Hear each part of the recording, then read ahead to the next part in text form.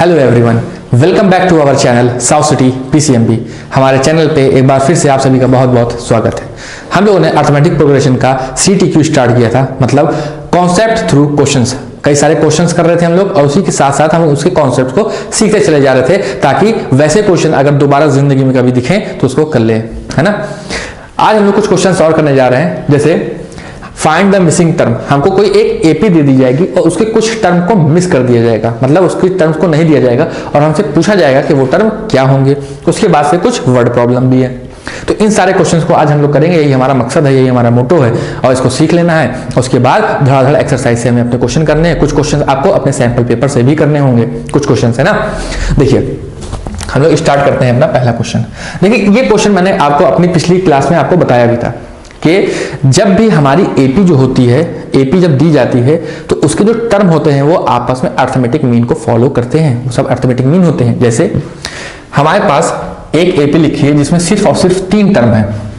क्या है? सिर्फ 3 टर्म। मैं इधर इसको सॉल्व करता हूं, ठीक। हमारी जो एपी है, क्वेश्चन नंबर 1 का ए पार्ट हम कर रहे हैं। हमारी जो एपी है 2 है, कॉमा है और 26 है। तो ये जो एपी है इसमें सिर्फ 3 टर्म है। बहुत अच्छी बात है, ये तो बहुत छोटी एपी है। लेकिन जो 3 टर्म है इसमें ये तीनों टर्म जो होंगे वो एपी को मीन को फॉलो करते हैं, अर्थमेटिक मीन को फॉलो करेंगे। अर्थमेटिक मीन हम लोग जानते हैं क्या होता है, first term plus third term divided by 2 is equal to second term. मतलब अगर मैं इस टर्म को ए बोल दूं, इस टर्म को बी बोल दूं, इस टर्म को सी बोल दूं, ठीक है। पहले वाले टर्म को ए बोला, दूसरे वाले को बी बोला, तीसरे वाले को सी बोला, तो अर्थमेटिक मीन क्या होगा? ये बीच वाला अर्थमेटिक मीन क्या होगा? ये बीच वाला। तो b is equal to a plus c upon 2 is equal to a क्या है? 2 है, प्लस c क्या है? 26 है और अपॉन में 2। तो ये क्या हो जाएगा? 28 अपॉन में 2 इज इक्वल टू 14। तो इसका मतलब क्या होगा कि जो b हमारा होगा वो होगा 14। बहुत ही आसानी से हम लोग ने कर लिया। लेकिन आप में से कुछ लोग सोच रहे हैं कि नहीं सर, इस वाले मेथड से नहीं करना है, कोई और मेथड हो तो वो बताइए, इससे तो नहीं करना है, जबकि आसान है, इजी है। जब कभी आप फंस रहे हो और मिसिंग टर्म पूछा जाए तो आप कहीं पे आपको लग रहा हो कि यहाँ पे अर्थमेटिक मीन वाला फॉर्मूला लग सकता है, तो बिल्कुल लगाइए, बेझिझक लगाइए, ठीक है। एक अलग तरीका इसको करने का, ये तरीका है 1, ये तरीका है 1 और दूसरा तरीका देखते हैं हम लोग क्या है। दूसरा तरीका ये है कि यहाँ पे लिखा है 2, 26। ये जो दूसरा तरीका मैं बता रहा हूं ये आपको हमेशा काम आएगा, ये आपको हमेशा काम आएगा। यहाँ पे सिर्फ एक टर्म मिसिंग था तो अर्थमेटिक मीन वाला फॉर्मूला बहुत ही आसानी से लग गया। लेकिन जब बहुत सारे टर्म मिसिंग होंगे तो हम अर्थमेटिक मीन लगा भी तो नहीं पाएंगे, क्योंकि हमको ऐड करने के लिए वो टर्म ही नहीं है। तो लेकिन हम यहां से शुरुआत करते हैं, धीरे धीरे ये सारे क्वेश्चन वैसे ही करेंगे। देखिए जो फर्स्ट टर्म होता है एपी का, हर कोई जानता है, उसको बोला जाता है ए। उसको क्या बोला जाता है? ए। सीक्वेंस है, सीक्वेंस हम लोग पहली क्लास में सीख के आए हैं। जो सेकंड टर्म होता है उसको हम लोग बोलते हैं ए प्लस डी। याद आ रहा है? धुंधला धुंधला सा दिखाई दे रहा होगा शुरू सा, ये वही है। जो सीक्वेंस होती है अर्थमेटिक मीन की, यही तो होती है ए, फिर उसके बाद ए प्लस डी, फिर उसके बाद आता है ए प्लस 2d, ए प्लस 2d। तो ये धीरे धीरे क्या हो रहा है, सीक्वेंस हमारा बढ़ता चला जा रहा है। क्योंकि ये एपी में हमारे पास सिर्फ 3 टर्म है तो हमारी एपी यहीं पे रुक गई, हमारा जो सीक्वेंस है वो यहीं पे रुक गया। अब क्या करना है, हमें ये पता है कि a plus 2d is equal to 26 है। हमको ये पता है कि a plus 2d is equal to 26 है। क्यों है? खुद क्वेश्चन कह रहा है, चीख चीख के कह रहा है। और हमको यहाँ से d निकल सकता है, यहाँ से बिल्कुल निकल सकता है। क्यों निकलेगा? क्योंकि हमको a मालूम है, a कितना है? 2। तो 2 plus 2d is equal to 26। तो 2d is equal to 26 minus 2 is equal to 24। यहां से d निकल के आएगा 24 अपॉन में 2 इज इक्वल टू 12। यहां से कॉमन डिफरेंस आ गया, यहां से कॉमन डिफरेंस आ गया। कॉमन डिफरेंस आप लोग जानते हैं क्या होता है, तो जो हमारा फर्स्ट टर्म होता है उसमें कॉमन डिफरेंस को ऐड कर दी जाए तो हमारा सेकंड टर्म आ जाता है। ये देखिए यहाँ पे a हमको पता है क्या है?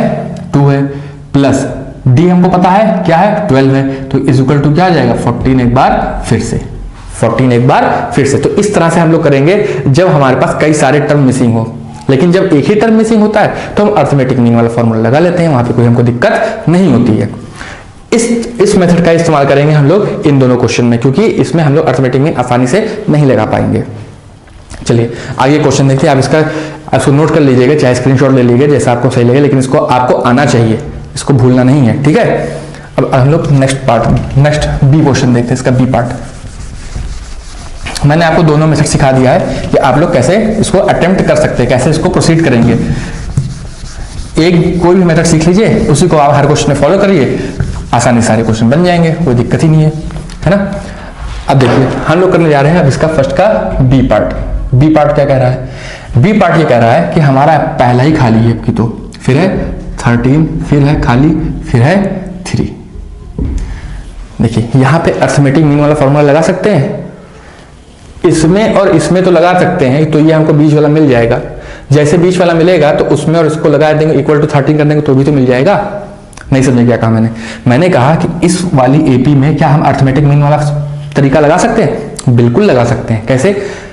इन दिस प्लस दिस करेंगे, डिवाइड बाय 2 करेंगे तो यहाँ पे आ जाएगा एक नंबर आएगा ना, वो इसका टर्म हो जाएगा इसका यहाँ पर। फिर जो टर्म यहां आएगा प्लस ये टर्म अपॉन 2 इक्वल टू 13 भी तो कर देंगे तो हमको पहला वाला टर्म भी आ जाएगा। ठीक, हम दूसरा मेथड वाला लगाया, दूसरा मेथड लगाया तो ये होगा a, ये होगा a प्लस डी, ये होगा a प्लस 2d और ये होगा a plus 3d। a plus 3d, यहां पर हमको a नहीं मालूम है, यहां पर हमको a नहीं मालूम है, तो हम लोग क्या करें? देखिए a plus 3d is equal to 3, ये है, ये क्वेश्चन में दिया हुआ है। ठीक है, फिर कहा गया है कि a plus d is equal to 13, ये भी क्वेश्चन में दिया गया है। दो इक्वेशंस, दो अननोन, सॉल्व हो जाएगी, है ना। दो इक्वेशन है और दो अननोन है, सॉल्व हो जाएगी। यहां से हम a और d निकाल सकते हैं, निकाल लीजिए। माइनस माइनस माइनस, ये गया धाराशाही हो गया, 3d माइनस डी 2d और ये कितना हो जाएगा? -10। तो d की वैल्यू कितनी है यहाँ से? -5। d की वैल्यू कितनी आ गई यहाँ से? -5 आ गई। जब d की वैल्यू -5 आ गई तो हमको ये पता है कि यहाँ पे किसी भी इक्वेशन में हम रख देंगे तो हमको a मिल जाएगा। तो a, हम इस इक्वेशन को लेके चल रहे हैं, a plus -5 is equal to 13, तो a -5 इज इक्वल टू 13, तो a इज इक्वल टू 18। तो हमको ये पता चला कि जो हमारा फर्स्ट टर्म होगा, जो यहाँ पे ब्लैंक पड़ा हुआ है, वो हो जाएगा 18। 18 में से 5 जाएगा, 18 में -5 ऐड करेंगे तो 13, 13 में -5 ऐड करेंगे तो 8। इसका मतलब क्या हुआ कि ये हमारी एपी हो गई कंप्लीट। देखिए हर तरह का मेथड मैं आपको बता दिया है मैंने सॉल्व करने का। जब मिसिंग टर्म हो तो क्या करना है ना। पहला था अर्थमेटिक मीन वाला, दूसरा था a प्लस 2d कर लेंगे, अगर हमको a पता है तो रख के d निकाल लेंगे। दूसरा हमको a और d दोनों नहीं पता है, हमको a और d इस वाले क्वेश्चन में जैसे हमको a और d दोनों ही नहीं पता है, तो हम लोग क्या करेंगे, यहाँ पे दो इक्वेशन बनाएंगे, दो अननोन रहेंगे, हम वहां से a और d सॉल्व कर लेंगे। इसी क्वेश्चन को अब आप लोगों को अर्थमेटिक मीन से करना है अपने आप से। देखिएगा इससे आसान पड़ेगा आपको, इस मेथड से वो आसान होगा। अर्थमेटिक मीन से आप करेंगे, आपकी जिम्मेदारी है। ठीक, अब इसके बाद है सी वाला क्वेश्चन हम लोग करेंगे। सी बहुत ही आसान क्वेश्चन होते हैं, ये सब फ्री के नंबर दिला के जाते हैं हम लोगों के एग्जाम में। चलिए अब हम लोग देख रहे हैं सी वाला क्वेश्चन। थोड़ी बड़ी सीरीज है यहाँ पे, कोई बात नहीं, बड़ी है तो बड़ी रहने दो, छोटा है तो छोटा रहने दो, क्या कर सकते हैं उसके लिए। 1 2 3 4 और 6 ये हमारे पास है। आपकी तो ना इसमें मीन वाला दिख रहा है, ना दो इक्वेशन, दो अननोन वाला दिख रहा है। अब क्या किया जाए, लेकिन कुछ ना कुछ तो दिख रहा है इसमें भी। क्या दिख रहा है कि इस वाले टर्म को हमने माना a, इसको माना a प्लस डी, इसको माना a प्लस 2d, इसको माना a प्लस 3d, और इसको माना a प्लस 4d, और इसको माना a प्लस 5d। ठीक है, मान लिया। तो यहां से हमको यह पता चल रहा है कि a plus 5d is equal to है 6, a प्लस 5d है इज इक्वल टू 6। तो हमको क्या इस इक्वेशन से d पता चल जाएगा, बिल्कुल पता चल जाएगा, क्योंकि हमको a पता है। एक बार फिर से हमको a पता है, a क्या है 4 -4 plus 5d is equal to 6, तो 5d is equal to 6 plus 4 is equal to 10, तो 5d आ गया 10, तो d कितना आ जाएगा 10/5 इज इक्वल टू 2। तो यानी कि आप पता चला हमको यहाँ पे कि कॉमन डिफरेंस जो है वो है 2, मतलब कॉमन डिफरेंस जो है हमारा वो आ रहा है 2। बहुत अच्छा। जब कॉमन डिफरेंस पता चल गया तो क्या हमको ये नहीं पता चल जाएगा कि a प्लस डी क्या होगा? तो a हमको पता है, जब -4 तो +2 कर देंगे तो क्या आ जाएगा? -2 नहीं आ जाएगा, तो -2 आ जाएगा। फिर इसमें जब 2 ऐड करेंगे तो क्या आ जाएगा? 0 आ जाएगा। 0 में जब 2 ऐड करेंगे तो क्या आ जाएगा? 2 आ जाएगा। 2 में जब 2 ऐड करेंगे तो क्या आ जाएगा? 4 आ जाएगा। तो इस तरह से ये हमारा मिसिंग टर्म फिल हो गया। मुझे उम्मीद है कि आप लोग को ये समझ में आया होगा, अच्छे से समझ में आएगा। इसमें क्या क्या तरीका हो सकता है मिसिंग टर्म निकालने का, मैंने तीनों चारों आपको बता दिया है ना, तीनों चारों बता दिए। पहला तो था अर्थमेटिक मीन वाला, दूसरा था इस तरह से कि a + 5d = 6, a हमको पता हो तो हम d निकाल लेंगे। तीसरा मेथड क्या था कि हमको a और d दोनों नहीं पता है। जब a और d दोनों नहीं पता है तो हमको 2 इक्वेशन बनानी है और 2 अननोन रहेंगे, उसमें से सॉल्व कर लेना है। ठीक, अब हम लोग चलते हैं अपने वर्ड प्रॉब्लम की तरफ। वर्ड प्रॉब्लम को हम लोग सॉल्व करेंगे।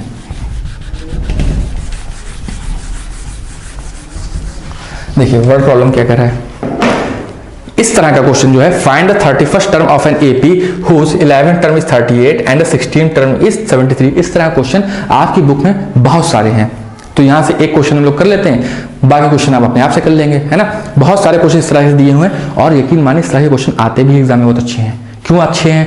क्योंकि यहाँ पे बनती है इक्वेशंस। अभी मैंने थोड़ी देर पहले आपको इक्वेशन बना के दिखाई थी, वैसी इक्वेशन यहाँ पे बनेगी।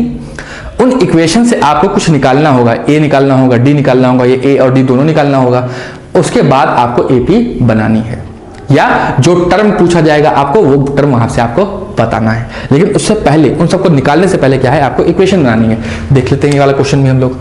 क्वेश्चन नंबर 2 क्या कह रहा है, फाइंड द 31st टर्म। कोई एक एपी बनेगी, उसका हमको 31st टर्म बताना है, जबकि उस एपी में क्या चीज है, of an AP whose 11th term is 38।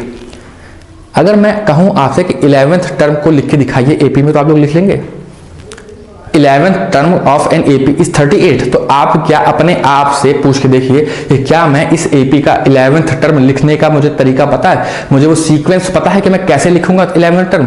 नहीं पता है तो ध्यान से देखिए, a + n - 1 × d, यही तो सीक्वेंस होता है ना। कौन सा टर्म लिखना है हमको? 11th term. तो ये क्या हो जाएगा, a पता है, a पता है, नहीं पता है, a + n, n कितना है 11 - 1 × d, तो क्या हो गया a + 10d। तो 11th टर्म को लिखने का तरीका क्या है, a + 10d।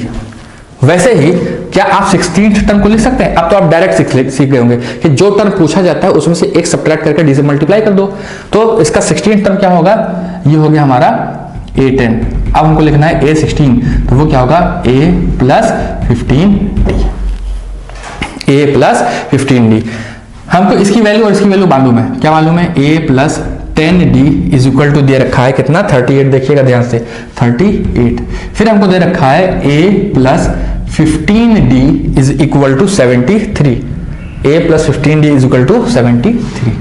देखिए 2 इक्वेशन बन गई, 2 अननोन है। अभी थोड़ी देर पहले हम लोगों ने इस तरह की इक्वेशन को सॉल्व किया। एपी में जब तक आप एपी पढ़ रहे हैं, इस तरह की इक्वेशन बहुत सारी बनेंगी। चाहे आप nth term of an AP पढ़ें, चाहे सम ऑफ एपी पढ़ें, इस तरह की इक्वेशन आपको बहुत मिलेगी। तो अगर आपको इस तरह की इक्वेशन को सॉल्व करना नहीं आता है तो प्लीज आपसे गुजारिश है कि इस चीज को सीख लीजिए, इस चीज को सीख लीजिए। देखिए दोनों एक जैसे हैं तो हमने नीचे वाले का साइन चेंज कर दिया, तो ये माइनस हो गया। 10 में से 15 जाएगा तो -5d = 73 में से 38 सब्ट्रैक्ट करना है। तो 73 में से 38 को सब्ट्रैक्ट करेंगे तो कितना आएगा 5, 35 कितना आया -35, माइनस कैंसिल, तो d की वैल्यू कितनी आ गई 7। हमको इस एपी का डिफरेंस पता चल गया। जब डिफरेंस पता चला तो क्या हम a नहीं पता कर सकते? किसी भी एक इक्वेशन में हम d की वैल्यू पुट कर दे तो हमको a नहीं पता चल जाएगा। चलिए हम पहली वाली इक्वेशन में फ्रॉम 1, इसको हम 1 मार देते हैं। तो फ्रॉम 1 a + 10 × 7 = 38 नहीं होगा क्या? बिल्कुल होगा। तो a + 70 = 38। तो a यहां से क्या आ गया 38 - 70, तो a की वैल्यू कितनी आ जाएगी 32 with a minus sign. a की वैल्यू कितनी आ गई -32। तो जो एपी हमारी चल रही थी, जिसके ऊपर ये क्वेश्चन था, उसका हमको कॉमन डिफरेंस पता चल गया, उसका हमको फर्स्ट टर्म पता चल गया। अब बचा क्या, वही जो निकालना है, क्या 31st टर्म। क्या बचा 31st टर्म। अब हमको 31st टर्म निकालना है, बहुत आसान है, बचपन से करते चले आ रहे हैं अब तो a 31 क्या होगा a + n माइनस 1 इंटू डी। ए कितना है -32 प्लस n कितना है 31 है, तो ये हो जाएगा 31 माइनस 1 इंटू डी। डी कितना है 7। फिर क्या हो जाएगा -32 प्लस ये हो जाएगा 30 इंटू 7, तो ये कितना हो जाएगा -32 प्लस 210 में से 30 जाएगा तो 180 और 180 में से 2 जाएगा तो 178। ये हमारा हो गया आंसर, 178 हो गया हमारा आंसर। बहुत ही आसान है, आसान तो है करने में, तो बहुत आसान है, लेकिन इसमें आप ये देखिएगा बहुत सारी चीजों का इस्तेमाल किया गया है। बहुत सारी चीजों का इस्तेमाल किया गया, मतलब इस चीज का क्या मतलब हुआ? इस चीज का मतलब ये हुआ कि हमको 31st टर्म निकालना है, लेकिन हमने किसी और टर्म की जानकारी हमको क्वेश्चन में दे रखी है। निकालना हमको 31st टर्म था, लेकिन जो इंफॉर्मेशन, जो जानकारी हमको क्वेश्चन दे रहा है वो किसी बाकी दूसरे टर्म की दे रहा है। कौन कौन से टर्म की दे रहा है? 16th की दे रहा है और 11th की दे रहा है। तो इन दोनों टर्म की मदद से, इन दोनों इंफॉर्मेशन की मदद से हमको पहले ए निकालना है, फिर हमको डी निकालना है। जब हम ए और डी निकाल लेंगे उसके बाद ही हम इस तरह का क्वेश्चन कर पाएंगे, ठीक है, उसके बाद ही हम इस तरह का क्वेश्चन कर पाएंगे। अब हम लोग करते हैं अपना थर्ड क्वेश्चन। इसी तरह हम लोग करते हैं, क्योंकि उधर क्वेश्चन लिखा है तो क्वेश्चन लिखा रहने देते हैं।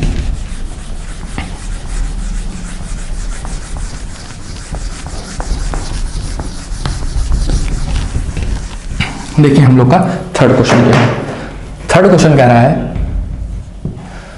Third question, an AP consist of 50 terms. कह दिया कि जो हमारी एपी बनेगी उसमें 50 टर्म हैं, of which third term is 12, third term को पता है, एंड लास्ट टर्म पता है। अब देखिए इस तरह क्वेश्चन आपको बहुत देखने को मिलेंगे कि हमको फला टर्म पता है, ढमकाना टर्म पता है ना, तो आपको अब वो लिखना आना चाहिए कि वो टर्म कौन सा है। अब मैं डायरेक्ट लिखूंगा और आप भी समझ जाइएगा कि क्या लिखा गया है। लिखा गया है थर्ड टर्म इज 12, तो क्या हम थर्ड टर्म को a plus 2d is equal to 12 नहीं लिख सकते? लिख सकते हैं, क्योंकि ये हमारा सीक्वेंस है। वैसे ही एंड लास्ट टर्म इज 106, तो लास्ट टर्म को कैसे लिखेंगे? क्योंकि लास्ट टर्म यहाँ पे हमारा टोटल टर्म 50 है, तो लास्ट टर्म क्या होगा? a plus 49d is equal to 106। अब ये तो हमको पता चल गया। हमसे पूछा क्या गया है? Find the 29th term. 29th term निकालना है। कुछ पिछले क्वेश्चन के जैसा है, पिछले क्वेश्चन के जैसा बिल्कुल है, लेकिन इसको आपको अब लिखने तरीका आ जाना चाहिए कि हम किसी टर्म को कैसे लिखते हैं, उसका एपी में उसको टर्म को कैसे लिखा जाता है।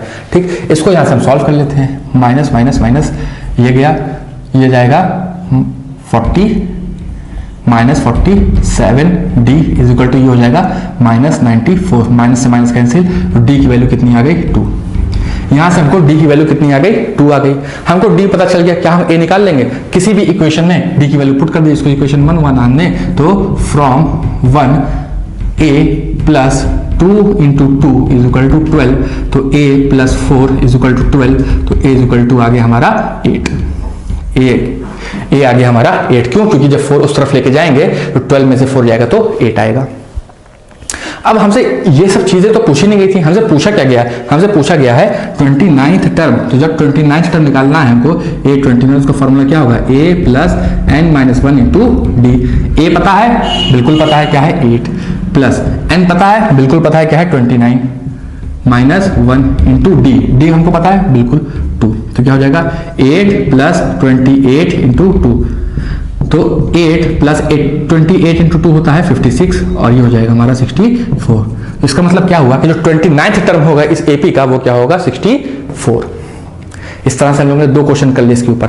मेन चीज क्या है इसको इस तरह के क्वेश्चन में कि आपको टर्म लिखना आना चाहिए। टर्म का मतलब, जब आपसे कहा गया कि थर्ड टर्म है 12, तो थर्ड टर्म को कैसे लिखेंगे?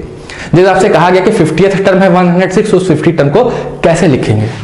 जैसे आपसे कहा जाए कि 17th टर्म है 105, क्या कहा गया कि 17th टर्म है 105, तो इसको कैसे लिखेंगे? एपी में इसको लिखेंगे a plus 16d is equal to 105। ठीक है, अब इस पे मैंने काफी जोर दे दिया है। अब इस चीज को आप लोग सीख लीजिएगा अच्छे से। मुझे उम्मीद है कि आप लोग को हमारी क्लास फिर से बहुत ही अच्छी लगी होगी, तो प्लीज इसको अपने दोस्तों में ज्यादा से ज्यादा शेयर करिए और लाइक करिए। और हमारा वीडियो देखने के लिए एक बार फिर से आप सभी का बहुत बहुत धन्यवाद।